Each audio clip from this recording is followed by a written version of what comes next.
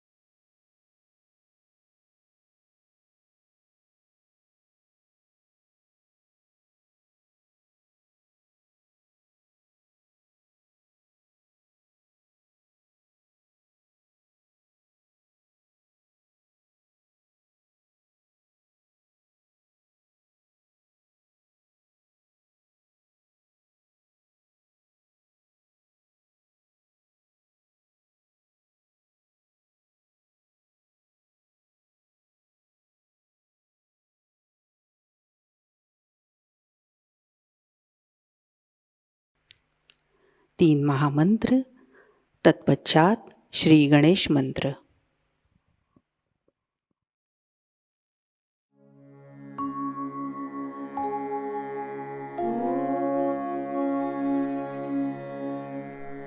त्वमेव साक्षात् श्री महालक्ष्मी महासरस्वती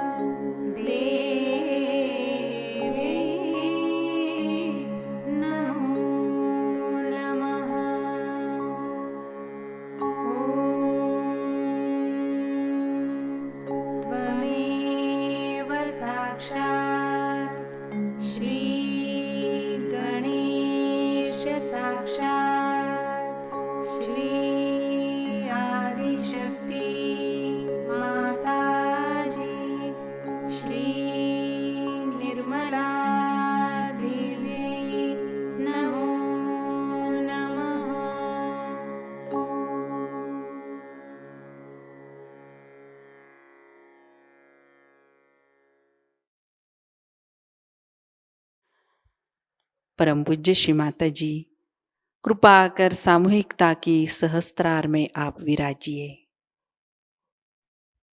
श्री माता जी, हमारा आत्म साक्षात्कार दृढ़ कीजिए। हमारा अहंकार और प्रति अहंकार आपके श्री चरणों में समर्पित है। कृपया आप हमारा समर्पण और कृतज्ञता स्वीकार कीजिए। सहस्त्रार पर अपने चित्त को स्थिर करते हुए कुछ समय ध्यान में बैठते हैं।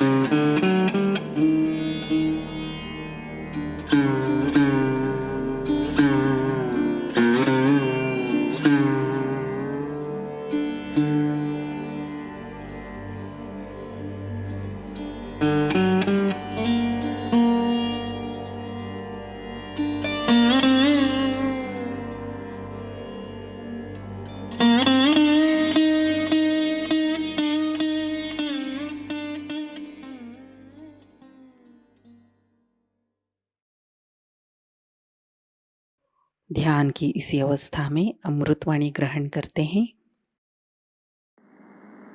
सत्य को खोजने वाले और जिन्होंने सत्य को खोज भी लिया है, ऐसे सब साधकों को हमारा प्रणाम।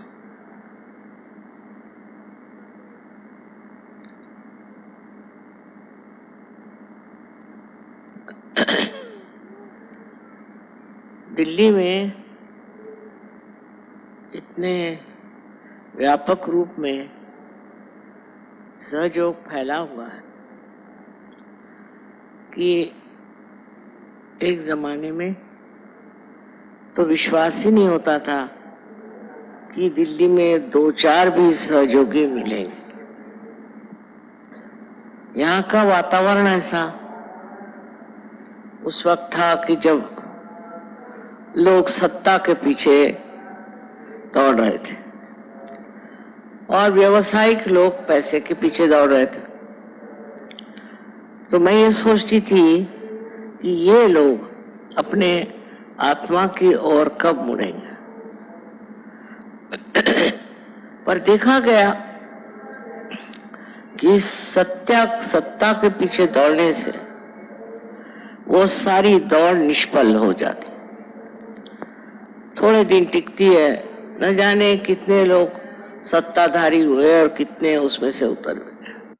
उसी तरह जो लोग धन प्राप्ति के लिए जीवन बिताते हैं, उनका भी हाल वही हो जाता है, क्योंकि कोई सी भी चीज जो हमारे वास्तविकता से दूर है, उसके तरफ जाने से अंत में यही सिद्ध होता है कि ये वास्तविकता नहीं। उसका सुख, उसका आनंद क्षण भर में भंगुर हो जाता है, खत्म हो जाता है। और इसी वजह से मैं देखती हूँ कि दिल्ली में इस कदर लोगों में जागृति आ गई है। ये जागृति आपकी अपनी संपत्ति है, ये आपके अपने शुद्ध हृदय से पाई हुई प्रेम की बरसात। इसमें न जाने हमारा लेना देना कितना है, किंतु समझने की बात यह है कि अगर आपके अंदर ये सूझबूझ नहीं होती तो इस तरह से ये कार्य संपन्न नहीं हो सकता। इसमें एक ही समझना है कि अनेक संतों ने इस देश में मेहनत की, हर एक के घर घर में उनके बारे में चर्चा होती है और उन संतों के बारे में बहुत कुछ मालूमात बुजुर्गों के तो है ही, पर बच्चों को भी हो जाती। धीरे धीरे ये बात जमती है कि आखिर ये लोग ऐसे कौन थे जिन्होंने इतना परमार्थ साध्य किया। पता नहीं कैसे इतने व्यवसायिक लोग जिनका सारा ध्यान रात दिन पैसा कमाने में, सत्ता कमाने में जाता है, वो मुड़कर सहयोग में आ गए, क्योंकि उनकी जो वो खोज थी उसमें आनंद नहीं था, उसमें सुकून नहीं था, शांति नहीं थी, किसी प्रकार का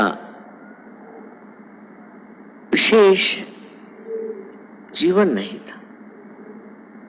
जब मनुष्य ये पता लगा लेता है कि उसके अंदर कोई ऐसी वास्तविक आनंद की भावना आई नहीं, न ही उसने कोई उस सुख को पाया जिसके लिए वो इस संसार में आया है।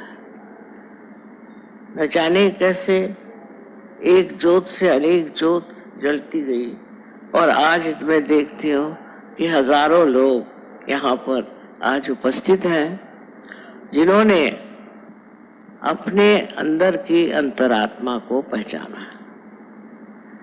सबसे पहले जान लेना चाहिए कि हमारे अंदर जो बहुत सी त्रुटियां हैं उसका कारण है कि हम लोगों ने धर्म को समझा नहीं। जो कुछ धर्म मार्तंडों ने बता दिया, हमने उन्हीं को सत्य मान लिया। उन्होंने कहा कि आइए आप कुछ अनुष्ठान करिए या कुछ पूजा पाठ करिए या और हर तरह की चीज बताई। मुसलमानों को भी इस तरह से पढ़ाया गया कि तुम अगर इस तरह से नमाज पढ़ो और इन मुल्लाओं के कहने पे चलो तो तुम्हें मोक्ष मिल जाएगा। अब मनुष्य सोचने लगा कि ऐसा तो कुछ हुआ नहीं, ऐसी तो कोई प्राप्ति हुई नहीं, फिर ये है क्या? ये कर्म कांडों में हम क्यों फंसे? और ये कर्म कांड हमें बहुत ही गहरे अंधकार में ले जाते हैं। हम लोग सोचते हैं कि इस कर्मकांड से हम कुछ पालेंगे, सो किसी ने पाया नहीं। जन्म जन्मांतर से लोगों ने कितने कर्मकांड किए हैं, उन्होंने क्या पाया? अब पाने का समय भी होता है। आज इस कलयुग में ये समय आ गया, ऐसा आया है कि आपको सत्य प्राप्त हो। सत्य की प्राप्ति यही सबसे बड़ी चीज है, और सत्य ही प्रेम है, और प्रेम ही सत्य है। इसकी ओर आप जरा विचार करें कि हम सत्य को खोजते हैं तो सोचते हैं कि सन्यास ले लें, हिमालय पे जाएं, अपने बाल मुंडा लें और तरह की चीजें करें। जब सत्य का वास अंदर है तो ये बाह्य की चीजों से और उपकरणों से क्या होने वाला? इससे तो मनुष्य पा नहीं सकता सत्य, क्योंकि इसके साथ कुछ सत्य लिपटा ही नहीं है। तो करना क्या है? करना ये है कि आपके अंदर जो सुप्त शक्ति कुंडलिनी की है उसे जागृत करना है। अब कुंडलिनी की शक्ति आपके अंदर है या नहीं, ऐसी शंका करना भी व्यर्थ है। हर एक इंसान के अंदर त्रिकोणाकार अस्थि में कुंडलिनी की शक्ति है, और उसे जागृत करना बहुत ही जरूरी है, जिससे कि आप उस चीज को प्राप्त करें जिसे मैं कहती हूँ सत्य, वास्तविकता। सबने कहा है कि अपने को जानो, अपने को पहचानो, लेकिन कैसे? हम तो अपने को जानते ही नहीं। हम जो हैं अंदर से न जाने कितनी त्रुटियों से भरे हुए हैं। लोभ, मोह, मद, मत्सर, लोभ, सब तरह की चीजें हमारे अंदर, और हम ये नहीं समझ पाते कि ये कहाँ से सब आ रही हैं और क्यों हमें इस तरह से ग्रसित किया। इस चीज का अगर आप ध्यानपूर्वक समझे तो एक बात है कि ये त्रुटियां जो हैं ये सब बाह्य की। आत्मा शुद्ध निरंतर, उसके ऊपर कोई भी तरह की लांछना नहीं आती, और जब ये आई है तो ये किसी वजह से आई होगी।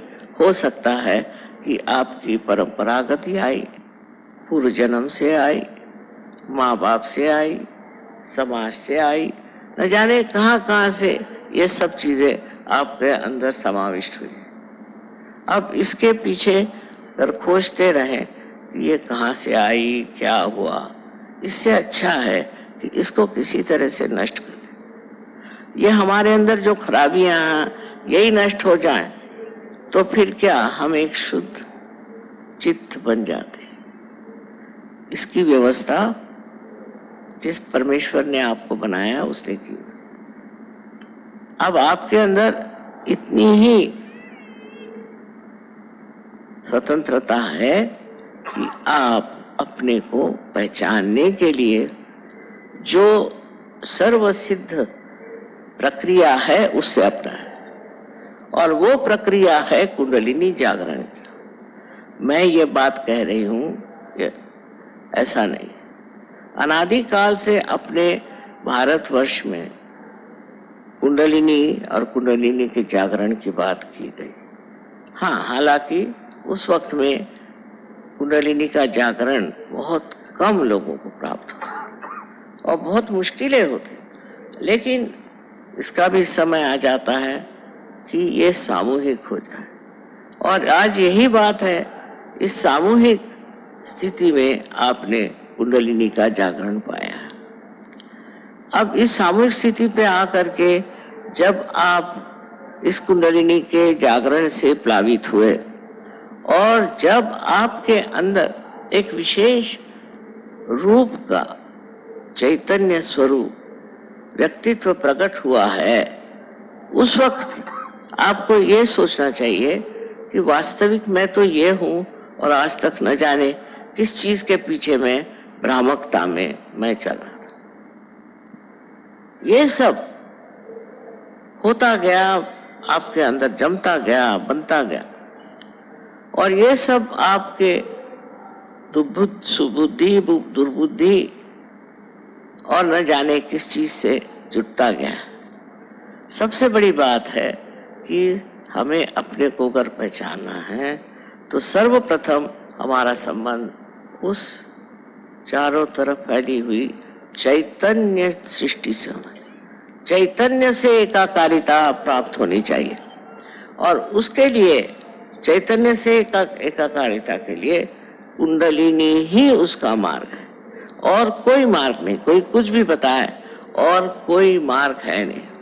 लेकिन लोग आपको भुलावे में डालते हैं और लोग भटकने लगते हैं।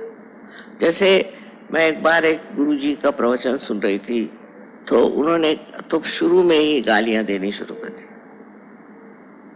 तो उन्होंने कहा कि आप लोग विकृत हैं।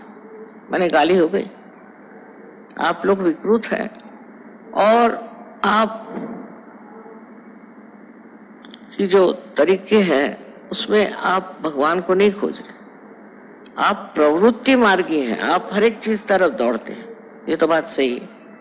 आप सब इस तरह से एक तरफ से दूसरी तरफ दौड़ते हैं और दौड़ करके और आप अपने को खो जाते हैं। इस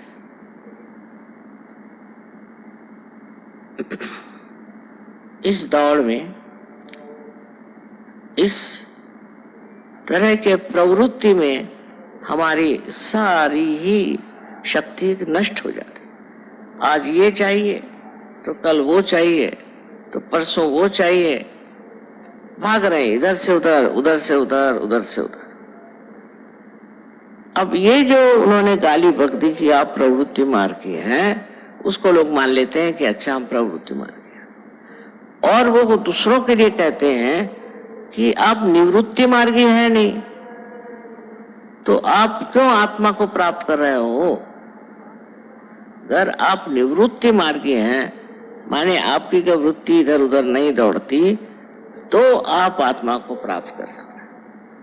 अब पहले ही इस तरह की एक कठिन समस्या उपस्थित कर दी कि सर्वसाधारण मनुष्य अपने को सोचेगा कि हाँ भाई मैं तो हूं प्रवृत्ति मार्गी, तो वो कहेंगे कि अच्छा ठीक है, आप गुरुओं की सेवा करो, उनको पैसा दो, ये मेहनत करो, ये कर्म कांड करो, इधर पैसा लगाओ, उधर पैसा लगाओ, और जिस तरह से भी हो सके तुम सब कुछ अपना परमेश्वर को दे दो, उसके बाद संन्यास ले लो।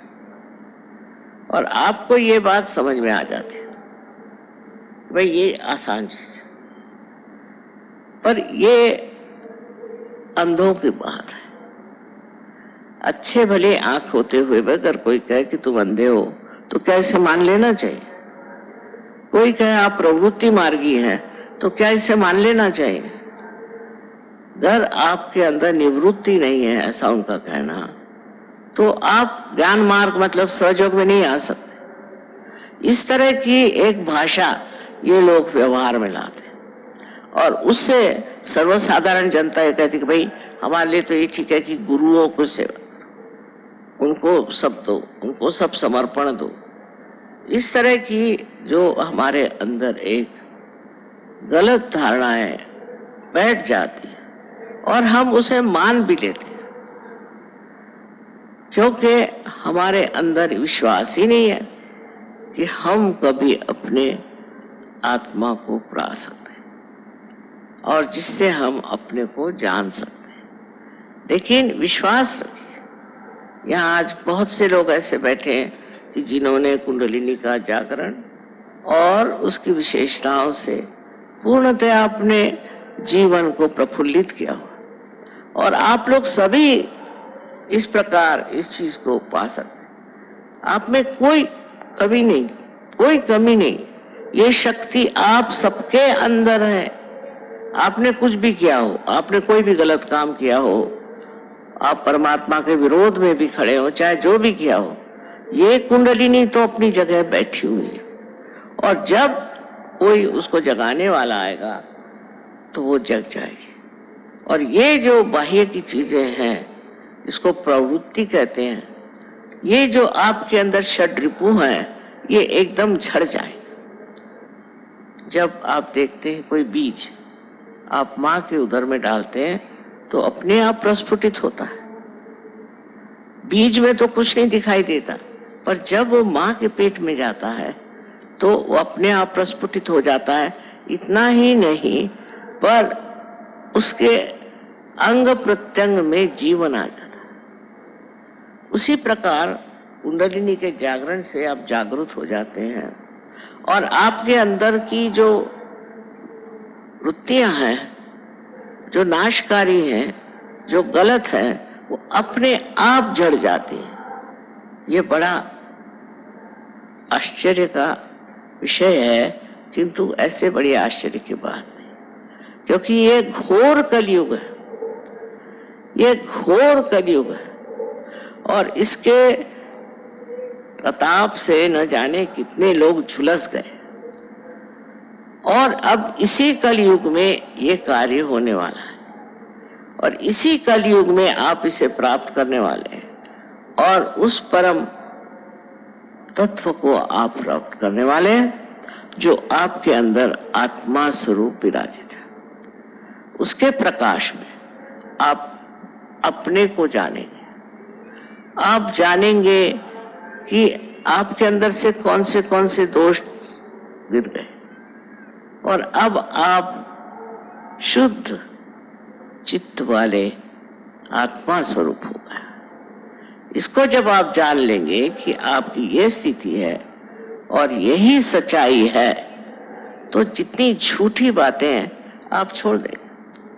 उससे क्या फायदा? किसी भी झूठी बात को साथ लेकर के आप कहाँ जा सकते हैं? पर तब तक झूठ नहीं दिखाई देता जब तक आपकी आत्मा जागृत नहीं होती। आत्मा के प्रकाश में ही आप उस झूठ को समझ सकते हैं जो आपको हर तरह से भुलावे में रखता है। और इस भुलावे में हर तरह के लोग घूम रहे हैं। आप दुनिया की तरफ नजर करें, किसी भी धर्म का नाम लेकर के आज लड़ रहे हैं। अरे भाई, जब धर्म है, जब एक ही परमात्मा है, तो लड़ क्यों रहे हो? पर इस तरह के भुलावे तैयार हो जाते हैं, दिमागी जमा खर्च ऐसा बन जाता है और उसको लोग अपना लेते हैं। उसका कारण यही है कि उनकी समझ में अभी प्रकाश नहीं। जब कुंडलिनी का जागरण होता है तो आपका संबंध उस परम चैतन्य की शक्ति से हो जाता है और ये संबंध बड़ा माना हुआ। आइंस्टीन जैसे इतने बड़े साइंटिस्ट ने यह कहा है कि जब आपका संबंध टॉर्शन एरिया उसको कहते होता है, तो अकस्मात ऐसी चीजें होती हैं, इस तरह से आप शांत चित्त हो जाते हैं कि उस शांत चित्त में न जाने कितनी उपलब्धियां होती हैं और कितने तरह के नए नए आपको प्रयोग मिलते हैं और नई नई उपलब्धियां होती हैं। ये सारी चीजें होते हुए भी जब लोग बार बार जग कर सो जाते हैं और सोकर फिर जगते हैं, ऐसी भी दशा चलती है। ऐसे लोग नहीं होते कि जो एक बार पार हो गए सो गए। उसके बाद उनकी गहनता कितनी है इस पर निर्भर है। अगर आप गहन हैं तो ये चीज आपके अंदर जब जागृत होती है तो उसका बड़ा गहन अनुभव होता है। आप एकदम निर्विचारिता में चले जाते हैं। आज ही मैं बता रही थी कि मनुष्य विचार क्यों करता है?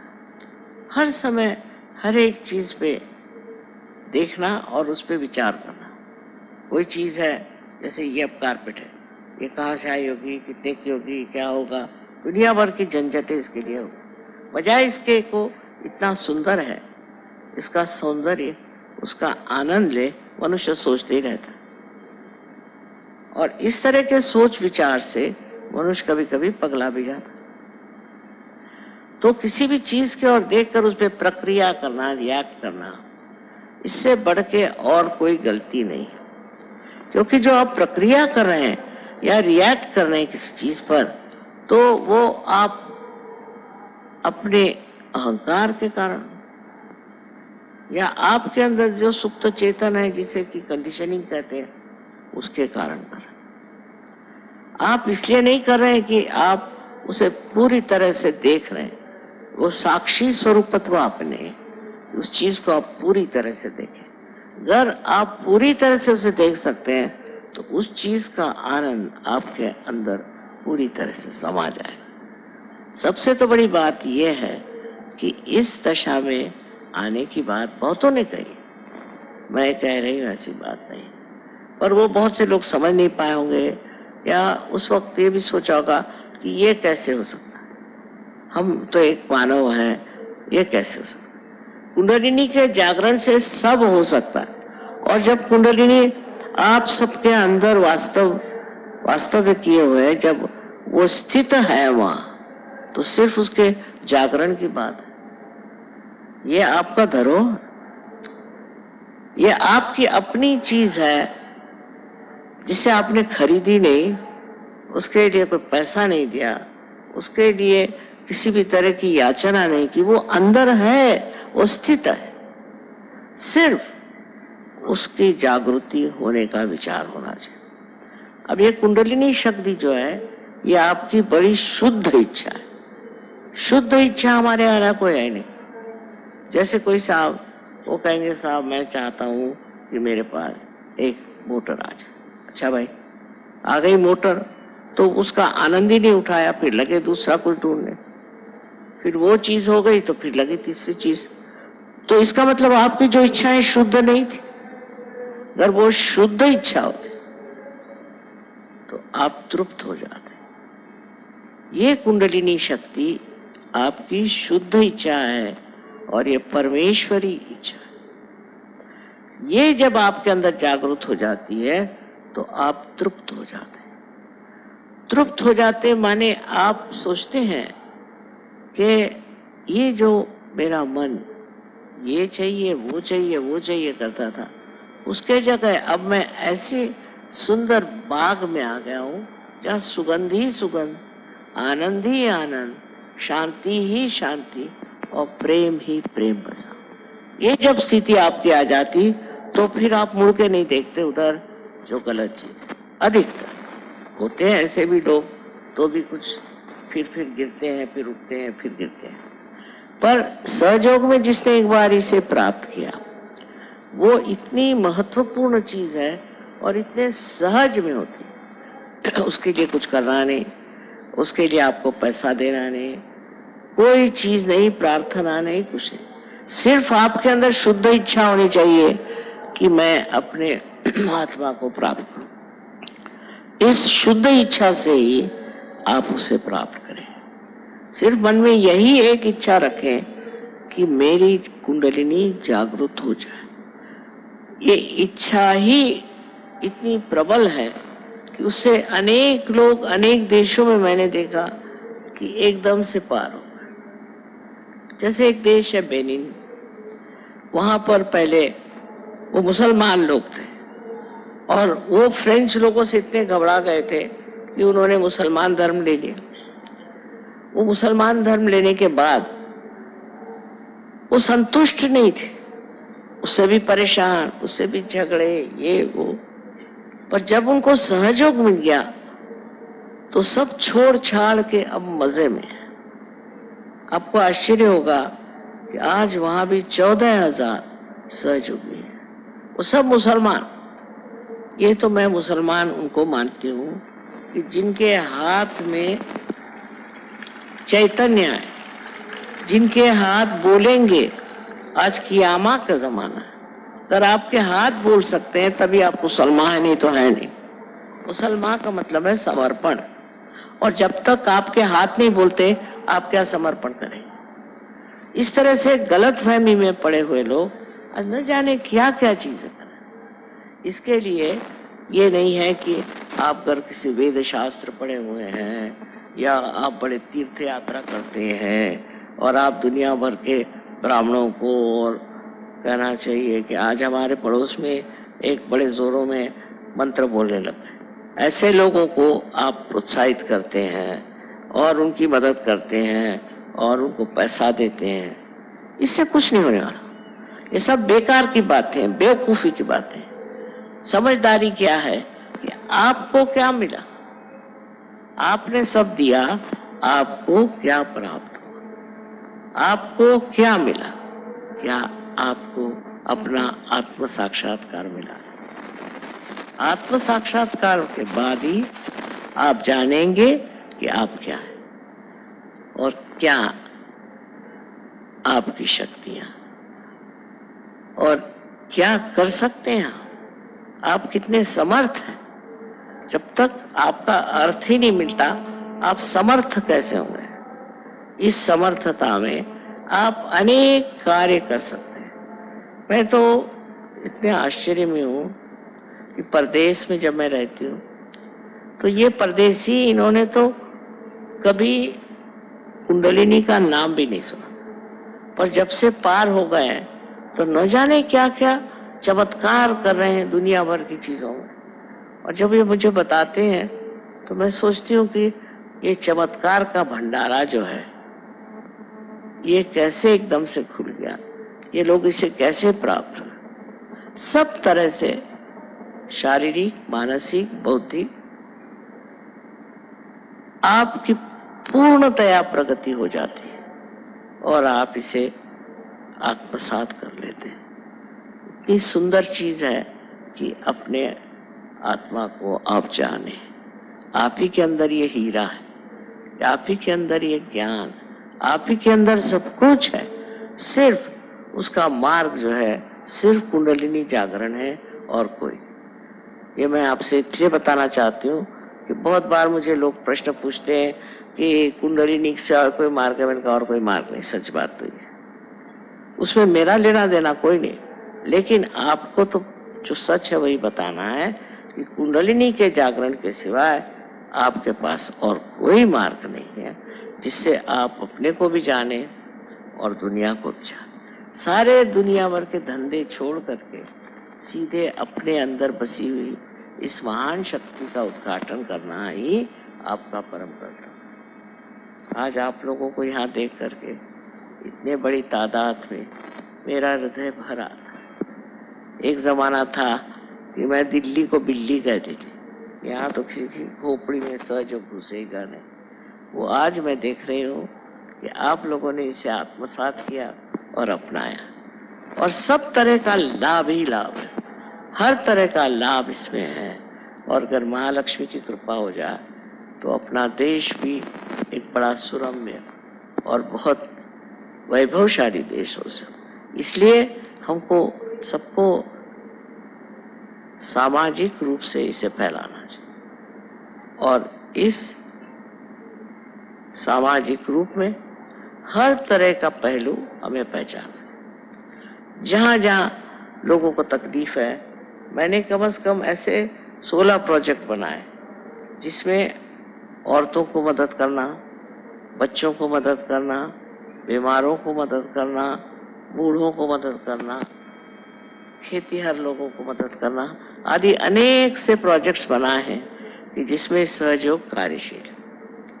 और इस कार्य को करते हैं वो समझते हैं कि ये हमारे अंदर इतनी शक्ति कैसे है। हम रोगों को ठीक करते हैं, पागलों को ठीक करते हैं और सबको व्यसन से छुड़ाते हैं। ये सब शक्तियाँ हमारे अंदर कैसे हैं। ये शक्ति आपके अंदर आने का एकमेव साधन है, वो है कुंडलिनी का जागरण, और उसको जागरूक रखना चाहिए। इधर उधर भटकने वाले लोगों को ये ठीक है कि वो एक जगह जरा रुक जाएं और देखें कि आप हैं कौन, आप कितनी महान वस्तु, आप में कितना सामर्थ्य और उसे आप किस तरह से इस्तेमाल करना चाहिए।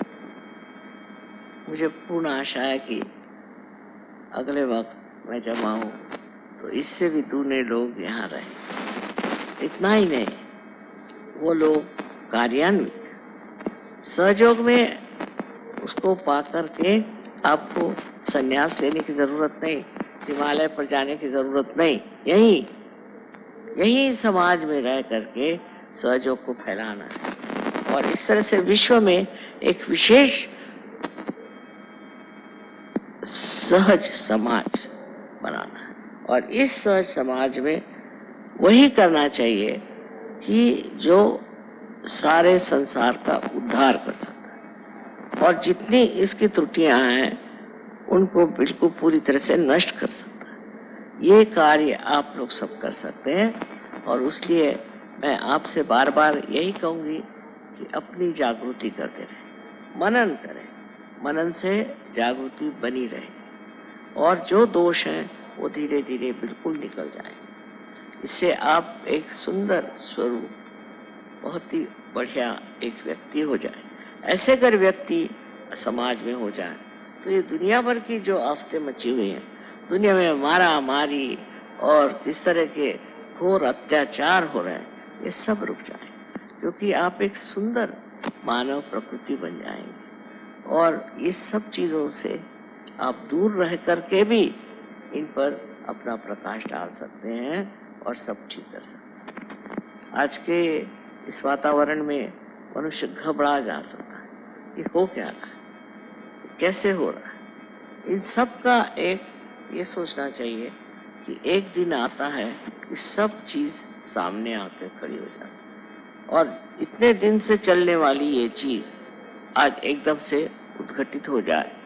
इसका कारण क्या कि सब लोगों ने अभी तक आत्मा को वर्ण नहीं। अगर आत्मा को आप अपना लें तो इस तरह की न गलतियां होंगी न ऐसी चीज आगे चले। तो अब ऐसी रुकावट आ गई है, इंसान हठा खड़ा हो गया और सोचता है ये है क्या, ये है यही कि आप भटक गए और कुछ लोग तो खाई में गिर गए भटक कर। यही चीजें हैं, इसको समझने की कोशिश करनी चाहिए।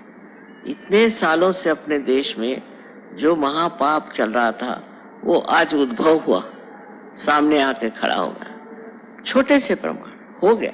इससे जागरूक होने की जरूरत है कि कहीं हम भी इस भटकावे में तो चल नहीं रहे, हम भी इस तरह लुढ़क तो नहीं रहे कि जहाँ हमें नहीं जाना चाहिए।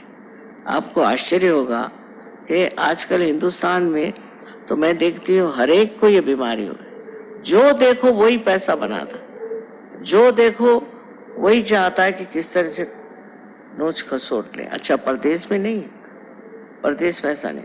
यानी मुझे खुद हमेशा घबराहट लग रही रहती है कि लोग मेरे पास इसीलिए आ रहे हैं किस तरह से उससे पैसा निकाल। अब ये पैसा मेरा जो है ये समाज कार्य के लिए, इसलिए नहीं कि कोई चोर उचक के आए और मुझे लूट ले, पर वो कोशिश करते हैं। इसी प्रकार एक तरह की अपने यहाँ एक भावना आ गई कि जैसा भी हो पैसा बना लो, पर ये लक्ष्मी नहीं है, ये अलक्ष्मी है। क्योंकि आप तक जब लक्ष्मी आएगी तो बहुत चंचल है और वो ऐसे रास्ते पे ले जाएगी कि आपके अंदर अलक्ष्मी आ जाए और उस अलक्ष्मी में आपको समझ में आ क्या करना। इसलिए किसी भी चीज की ज्यादती करने से पहले ये सोच लेना चाहिए कि हम कहाँ जा रहे हैं, कहाँ अग्रसर हो रहे हैं, कौन से जंजाल में फंस रहे हैं। तो इस तरह की जो भावनाएं हमें हैं कि पैसे के मामले में हमें बहुत सतर्क रहना चाहिए और दूसरे का कैसा पैसा निकाल सकते वो करना चाहिए, ये चलने वाला नहीं। पैसा आप क्या उठा के अपने साथ ले जाएंगे, ये सारा कुकर्म है, ये आप ही के खोपड़ी पे बैठेगा। क्योंकि मानती हूँ मैं ये घोर कलयुग है, और इसी के साथ एक और चल रहा है, उसको मैं कृत युग कहती हूँ। जब ये परम चैतन्य कार्यान्वित है और ये परम चैतन्य वो कार्य कर रहा है जिससे बार बार ऐसे लोगों को ठोकरें लगेंगी और वो समझ जाएंगे कि ये हम बहुत ही सामाजिक हित के विरोध में। अगर आपको लोगों का हित पाना है तो आपके अंदर शक्ति है, उसे आप जागरूक करें और उनका हित सोचें। किंतु हित के मामले में भी स्वार्थ नहीं होना चाहिए। असल में अपने यहाँ तो शब्द भी इतने सुंदर हैं, स्वार्थ का मतलब स्व का अर्थ। क्या आपने अपने स्व का अर्थ जाना है? स्व का अर्थ जान लेना ही स्वार्थ है और बाकी सब बेकार। अगर ये चीज हम लोग समझ लें कि हमने अपने स्व का अर्थ नहीं जाना तो हम उधर ही अग्रसर होंगे वही हम कार्य करेंगे जिसे स्व के अर्थ जानने की व्यवस्था हो। इसलिए आजकल की जो कुछ भी कश्मकश चली हुई है, झगड़ेबाजी चली है, इसकी परंपरा बहुत पुरानी अपने देश में स्थित हो गई। पता नहीं कैसे, पहले जब अंग्रेज आए तो वो भी यही धंधे करते थे। उन्होंने हमारे यहाँ से कोहिनूर का हीरा ले गए। उनको जब तक आप कुछ प्रेजेंट नहीं दो तो वो खुश नहीं होते थे, और वो थोड़े प्रमाण में था, अब तो बहुत ही बड़े प्रमाण में हर एक चीज चल पड़ी। तब से शुरू हुआ, बढ़ते बढ़ते हमारे राजकारणी लोगों ने शुरू किया और आगे बढ़ गया। अब राजकारणी नहीं, अब तो हर एक आदमी ऐसा हो रहा है कि जो चाहता है किस तरह से दगा करें, किस तरह से पैसा लूटे।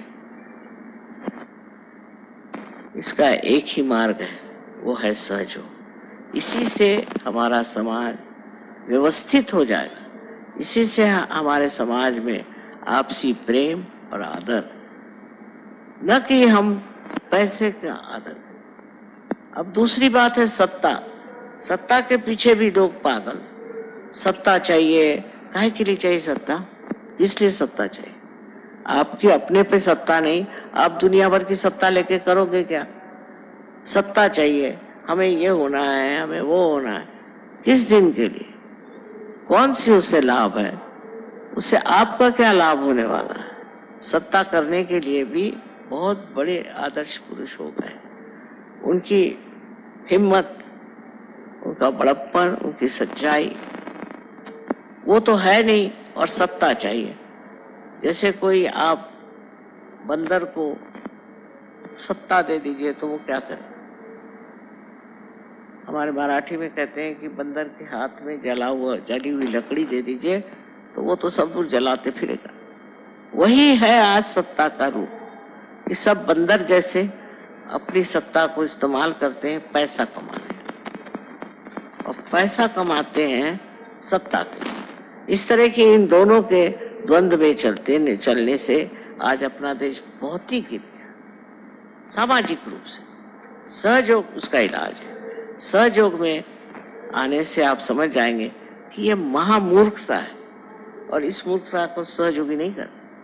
और जिस दिन सहयोग बहुत फैल जाएगा उस दिन ये सब चीजें अपने आप नष्ट हो जाएंगी, ये रह ही नहीं सकती। इसीलिए आपको समझना चाहिए कि आजकल जो हम घबराए हुए हैं कि अपने समाज का क्या हो रहा है, उसको ठीक करने का भी, उसको सही रास्ते पर लाने का भी उत्तरदायित्व आपका है। आप कर सकते हैं। आप जो सहयोगी है ये कर सकते हैं, और जो नहीं भी है उनको सहयोग करना चाहिए। हमें अगर अच्छी समाज व्यवस्था चाहिए, अच्छी एक व्यवस्था ऐसी हो कि जिसमें कोई किसी को खसोटे ना, मारे ना, और सब लोग आपस में प्रेम भाव से रहें, तो इसका इलाज सिर्फ सहयोग कर सकते हैं। सहयोग दिखने में सीधा साधा है, और सबके अंदर शक्ति होने से सब सोचते हैं कि अब तो पार हो जाए, पर इसमें रचना पड़ता है, इसमें रमना पड़ता है, और उसके बाद ही इसकी शक्तियां पूरी तरह से जागृत हो जाती हैं, और उससे आप हिंदुस्तानी नहीं सारे संसार का उद्धार कर सकते हैं, और इस उद्धार की व्यवस्था होती है। अब इसमें कुछ लोग ऐसे हैं कि वो शैतानी के पीछे, उनकी इच्छाएं शैतानी, ठीक है, ऐसे लोग रह जाए। मैंने बहुत बात आपसे बताया है कि अब ये जो है आखिरी जजमेंट आ गया। इस वक्त में आप अगर अच्छाई को पकड़े तो आप उठ जाएंगे, और अगर बुराई को पकड़े तो आप दब जाएंगे। हमें देखना चाहिए कि किस तरह से जगह जगह भूकंप आते हैं तो क्या होता।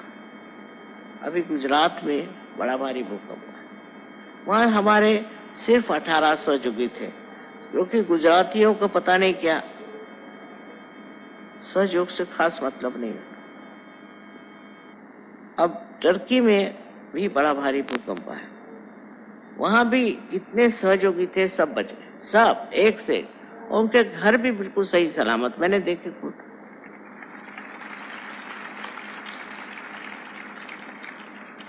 क्योंकि आप परमात्मा के साम्राज्य में आ गए तो आपका संरक्षण है, आपको कोई मार नहीं सकता, कोई आपको नष्ट नहीं कर सकता। ऐसे ही और भी जगह जहां भूकंप हुए वहां भी हमने यही देखा कि सहयोगी एक भी नष्ट नहीं, न उसका घर नष्ट हुआ। लातूर की ये बात है कि लातूर में हमारा जहाँ सेंटर था उसके चारों तरफ खंदक बन गया, चारों तरफ, और बीच में सेंटर बिल्कुल ठीक, और एक भी लातूर का सहयोगी मरा नहीं। कैसा हुआ कि चतुर्दशी के दिन गणपति को विसर्जित करते हैं, सबने विसर्जन किया और विसर्जन करके आए, और उनमें से जो लोग दुष्ट प्रवृत्ति थे उन्होंने शराब लेके पीना शुरू, शराब पी करके नाच रहे थे, और नाचते नाचते सब जमीन के अंदर। पर एक भी लातूर में, एक भी सहयोगी लातूर में किसी भी तरह से कोई भी बात वंचित नहीं, उसका घर जैसे कि जैसे रहा, उसकी गृहस्थी, उसके बच्चे सब ठीक। ये क्या चमत्कार नहीं है तो और क्या। इसी प्रकार आप भी समझ लें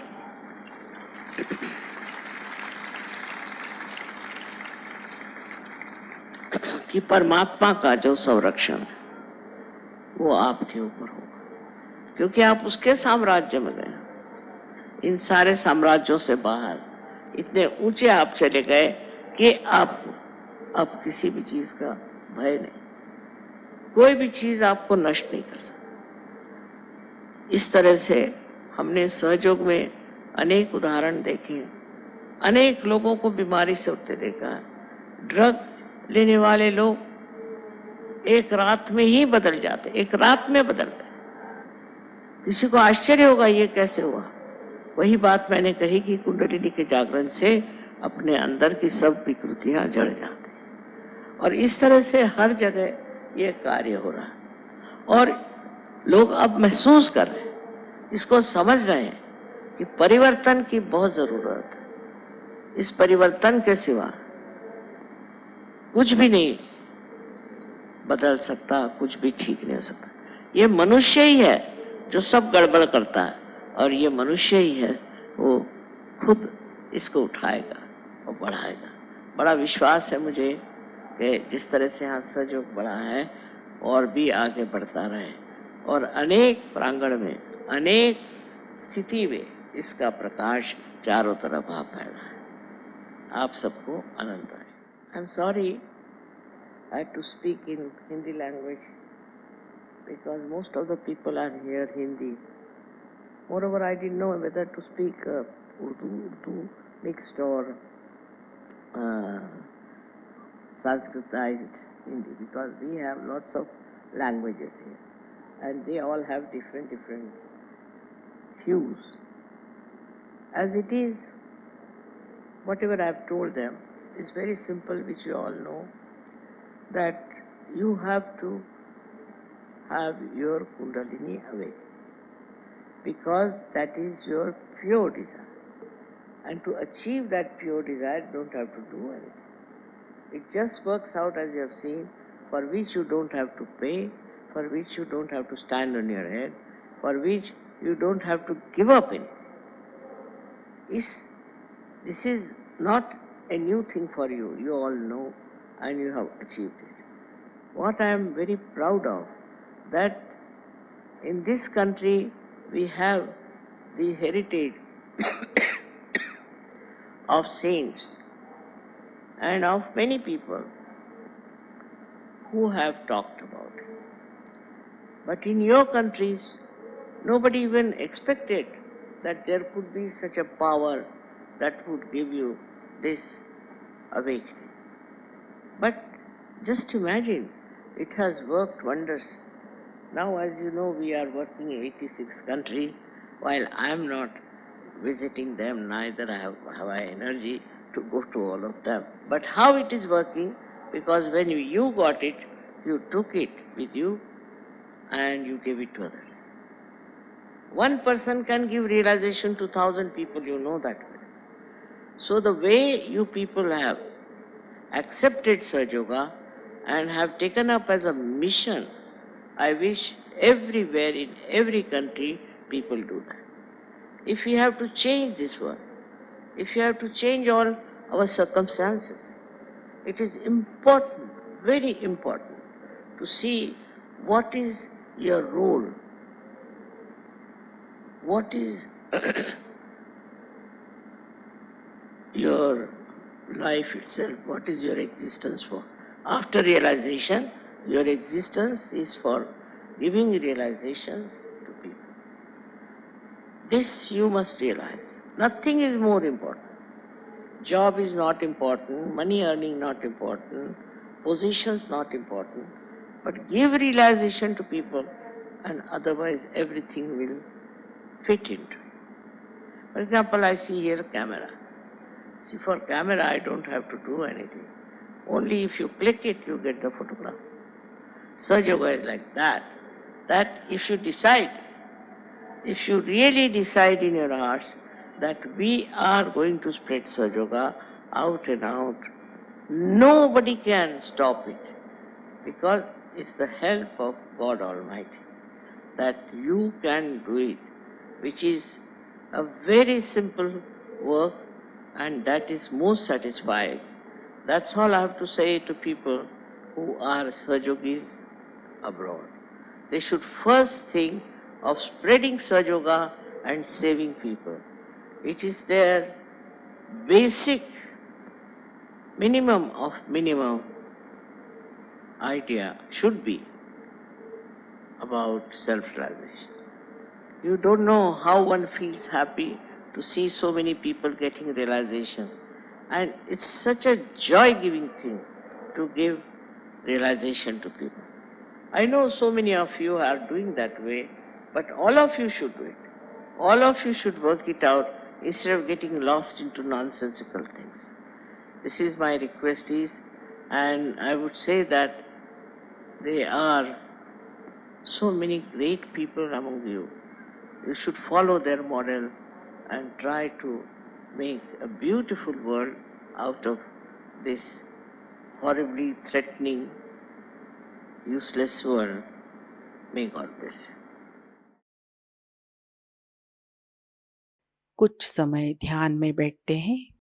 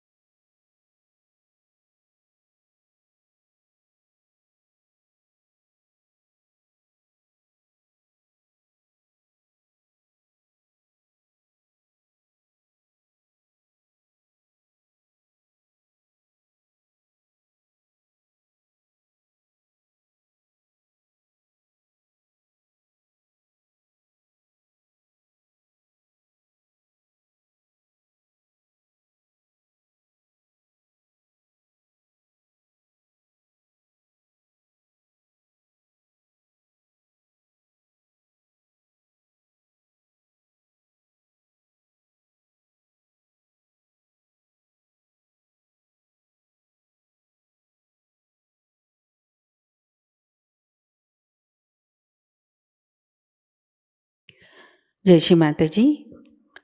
परम पूज्य श्री माता जी की श्री चरणों में हम प्रार्थना अर्पित करते हैं। परम पूज्य श्री माता जी, आज का ध्यान आपके श्री चरणों में समर्पित है। आज की अमृतवाणी में आपने हमें जो ज्ञान प्रदान किया, सामूहिकता आपकी ऋणी है। हमें भौतिक प्रलोभनों से दूर रखिए। हमारे अंदर स्वयं शिस्त प्रस्थापित कीजिए। श्री माता जी, कृपा कर हमें आविर्भाव स्थिति में, अतीत स्थिति में, अकर्म स्थिति में स्थित कीजिए। श्री माता जी, हमारे अंदर संपूर्ण विवेक और समर्पण भाव प्रस्थापित कीजिए। परम पूज्य श्री माता जी, आज के ध्यान में अगर हमसे कोई गलती हुई हो, कृपा कर हमें क्षमा कर दीजिए। हमारी प्रार्थनाओं का स्वीकार कीजिए और हमें आशीर्वादित कीजिए। आपके श्री चरणों पर कोटि कोटि प्रणाम, अनंत कोटि प्रणाम। जय श्री माता जी। कुंडलिनी चढ़ाकर बंधन लेते हैं।